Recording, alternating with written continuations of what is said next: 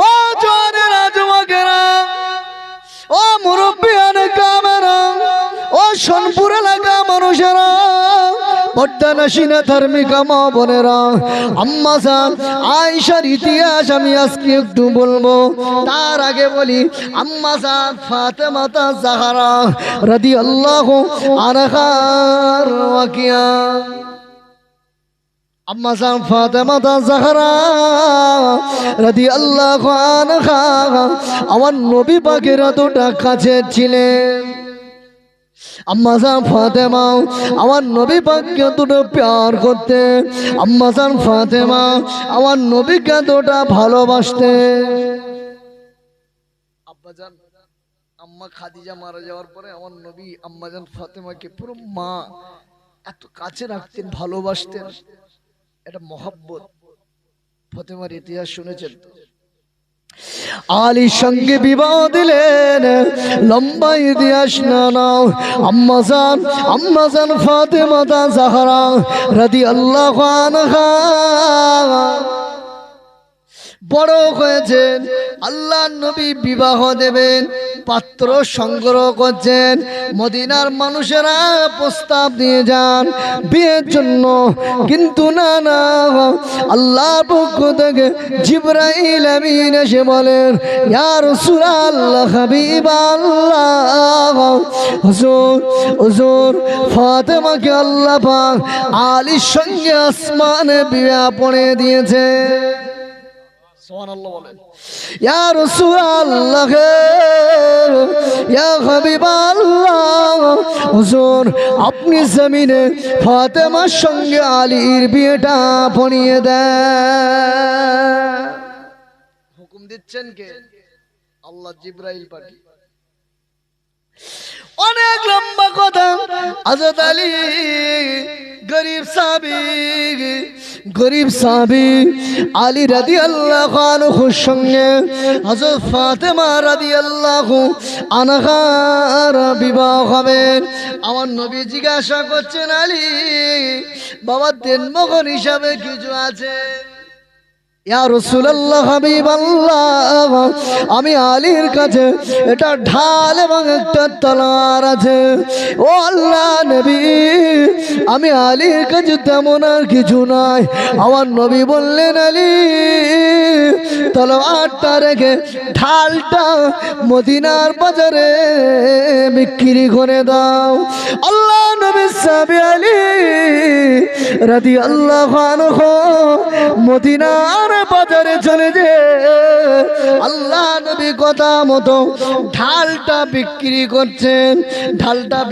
করছেন কার দোকানে জানেন যিনি হলেন আল্লাহ নবী আর একজন জামাতা নাম হলো উসমান বিন আফফান জোরে বলো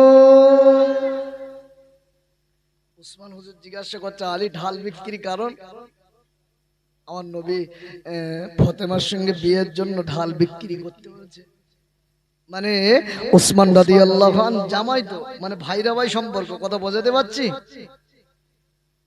ঢাল দামি মানে বেশি দাম দিয়ে কিনলে দোকানে বিক্রি করলেন ফিরে যাচ্ছে উসমান বিন আফফান রাদিয়াল্লাহু আনহু ডাকেন ও রাসূলুল্লাহ সাহাবী আলী ভাই আপনি কি আর একটু আমি উসমানের কাছে আসবেন উসমান বিন আফফান রাদিয়াল্লাহু আনহু হুজুর হযরত আলী হুজুর উসমান হুজুরের কাছে ফিরে গিয়েছেন ঢালটা ফিরিয়ে দিয়েছেন টাকাটা ফেরত নেন নাই ও রাসূলুল্লাহ জামাত আলী আমার শালি ফাতেমা নবীর আদরের কন্যা ফাতেমার সঙ্গে তোমার বিবাহ হচ্ছে আমি পায়রা ভাই এবং আমার সম্পর্কের কারণে ফাতেমাকে কিছু একটা হাদিয়া দেওয়া ছিল তাই আমি উসমান এই ঢালটা তোমায় হাদিয়া দিলাম আওয়াজ করে বলেন না সুবহানাল্লাহ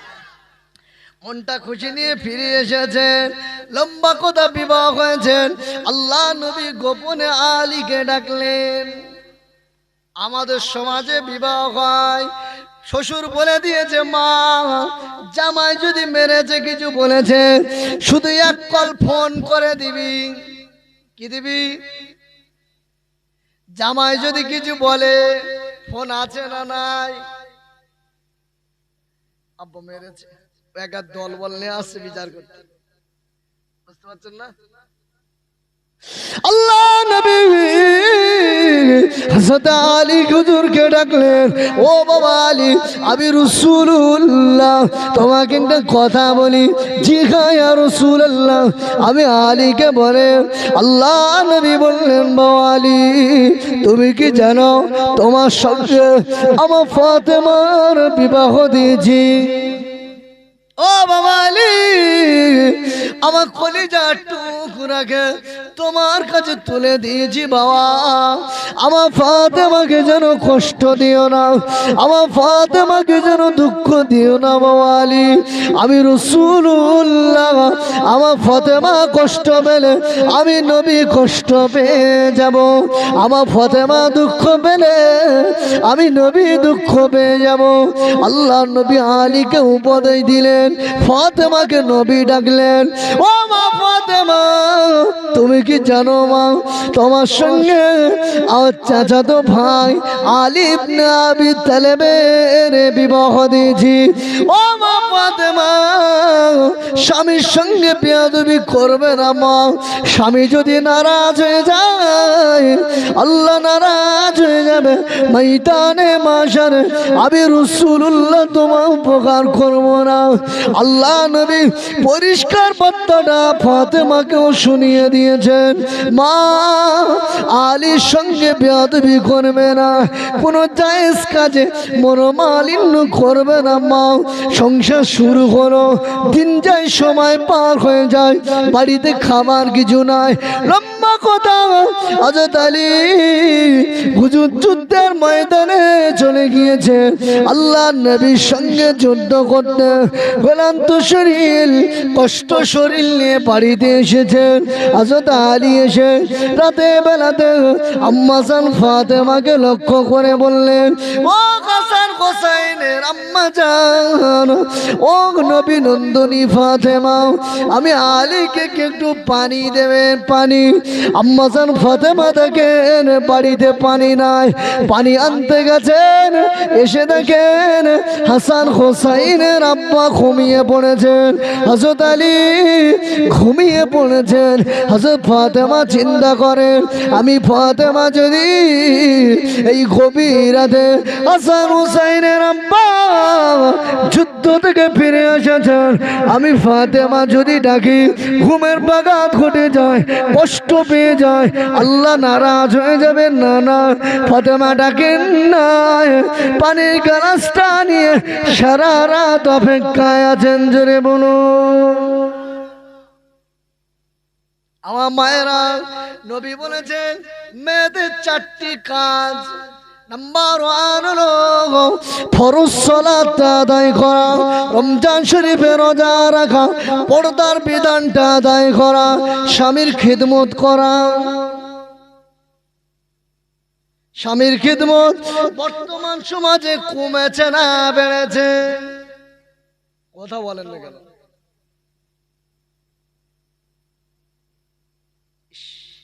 যত ফ্যাশন বিয়ে হচ্ছে না, তত ফ্যাশন করে সংসার ছাড়াছাড়ি হচ্ছে। কথা ঠিক না? বিয়ে বাড়িতে গান বাজনা আছে না নেই? হারাম হারাম কাজে লিপ্ত হবেন না। বসিয়াট আল্লামা হুজুরের আপনি নামাজ শিক্ষাটা পড়বেন। দুধ ধরা যাবে না, গায়ে হলুদ দেওয়া যাবে না, ক্ষীর খাওয়ানো যাবে না, আইবুড়ো শাদীবাদ করা যাবে না। ইসলাম এগুলো সমর্থন করে। কথা বলেন, কাদামাটি আছে না নেই? কথা বলেন না কেন? নারী পুরুষের কাদামাটি বিয়েকে কেন্দ্র করে আছে না নেই? মেয়ের বিয়ে হচ্ছে, ডিজে বক্স এনে গান চালিয়ে দিচ্ছে, ওর মতো অসভ্য বেহায়ার আছে? করবেন না, আল্লাহ নারাজ হয়ে যাবে, নবী নারাজ হয়ে যাবে। যে জিনিস আল্লাহ আল্লাহ রসুল নারাজ, ওটা জয় করা অনেক কঠিন। বুঝতে পারছেন না? ও মামারা, ফিরে আসেন। বিয়ের প্রসঙ্গ যদি আমি বলি, পুরুষের জন্য সোনা ব্যবহার করা যায় নাই, আছে। বিয়ের প্রথমে আশীর্বাদই করা হয় ছেলেকে সোনার আংটি পরিয়ে, আছে না নেই? প্রথম কাজটাই গলতে শুরু হচ্ছে। এ প্রসঙ্গ বলতে গেলে অনেক পার হয়ে যাবে। আমি বলছিলাম হযরত ফাতেমা সারা রাত ঘুমায় নাই। আমি ফাতেমা যদি ঘুমিয়ে যাই, গভীর রাতে হাসান হুসাইনের আব্বার ঘুমটা যদি ভেঙে যায়, আর আর আমাকে যদি ডাকে ফাতেমা বলে, আমার ঘুমটা যদি না ভাঙে ফাতেমা, আমি হাসান হুসাইনের আব্বাকে পানি দিতে পারিব না। লেট হয়ে যাবে, কষ্ট পাবে না। না, পানি গ্লাসটা নিয়ে দাঁড়িয়ে আছে। ও সোনপুর এলাকার মানুষেরা, আমার মায়েরা কান খা করে শুনে রাখেন। মা, আপনার স্বামী খুশি হয়ে গেলে আল্লাহ খুশি হয়ে যাবে। আল্লাহ খুশি হয়ে গেলে তার বদৌলতে আল্লাহ জান্নাত দেবেন। সুবহানাল্লাহ বলেন, মন খুলে বলেন।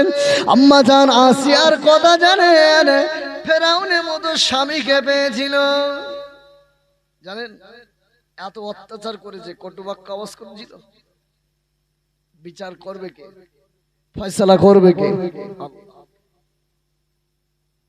আমার সবর করেন আমার যুবক ভাই এবং বাড়ির অভিভাবক গার্জেন সংসার করছেন, তাদেরকে বলবো আপনারাও পরিবর্তন হন। শুধু এক প্রিয় দোষ আছে কি?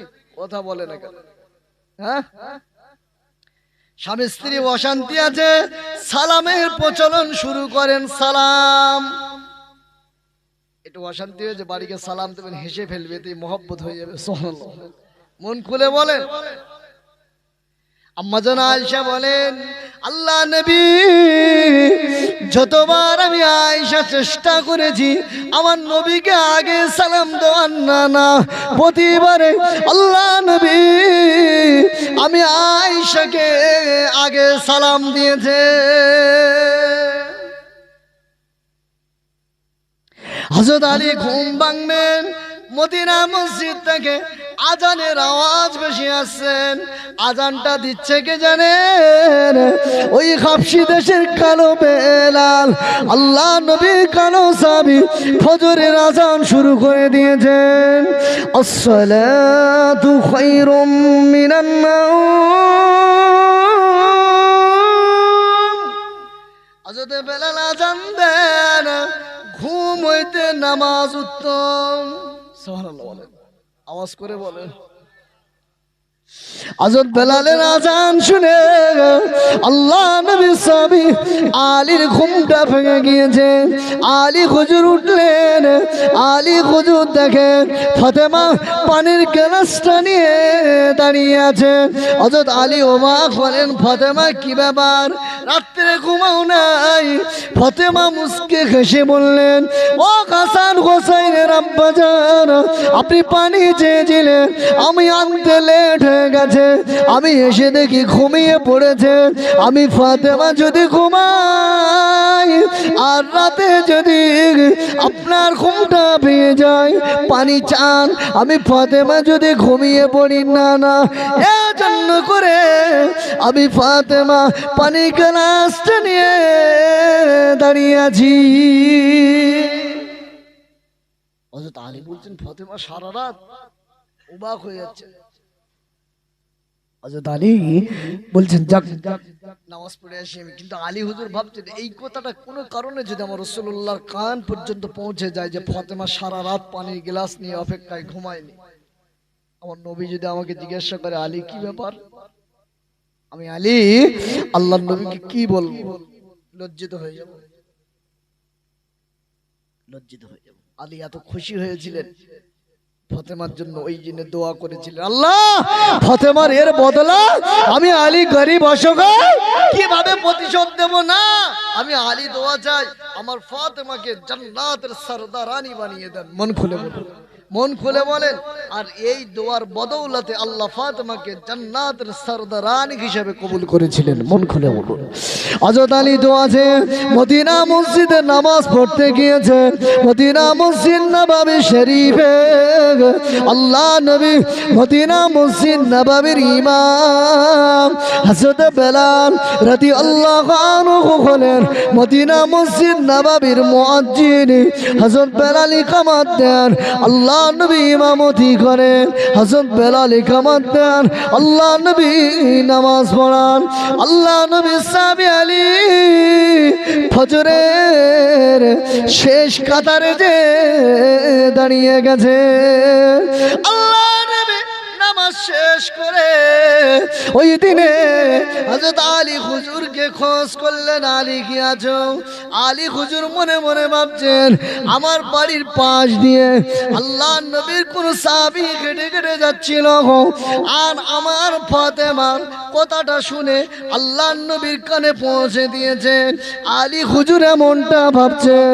হযরত আলী মনে মনে ভাবছেন আল্লাহ নবী আজকেই দিনে আমাকে সকালে কেন তলব করলেন?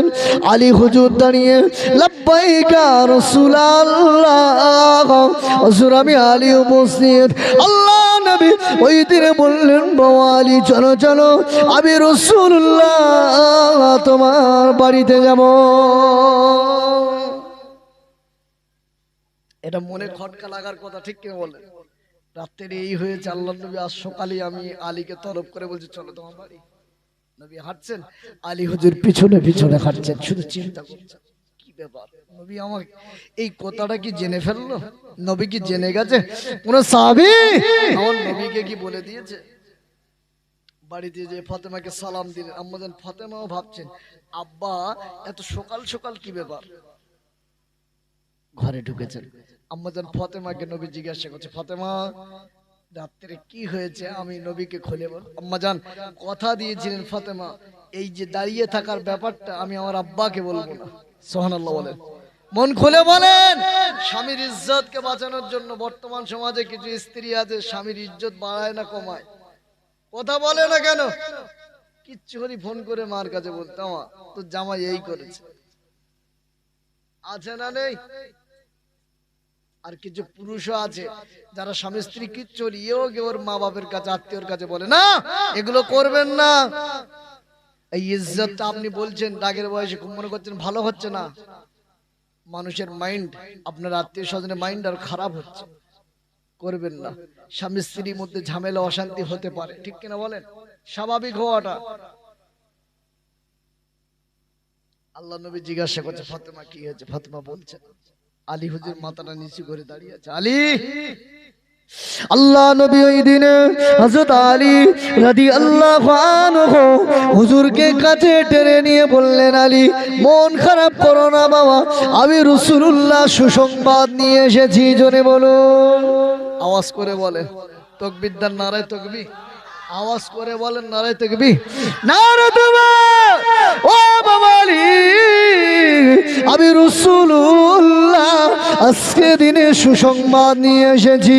রাতের ব্যাপারটা জিবরাইল আলাইহিস সালাম এসে আমি রাসূলুল্লাহ কাছে পৌঁছে দিয়েছেন। জোরে বলুন। ও বাবা আলী, ফজরের নামাজের আগে জিবরাইল আলাইহিস সালাম এসে আমি নবীকে সালাম দিলেন, সংবাদ দিলেন ফাতেমার উপরে আল্লাহ রাজি হয়ে গেছে, ফাতেমার উপরে আল্লাহ খুশি হয়ে গেছে, ফাতেমার উপরে আল্লাহ রাজি খুশি হয়ে গেছে।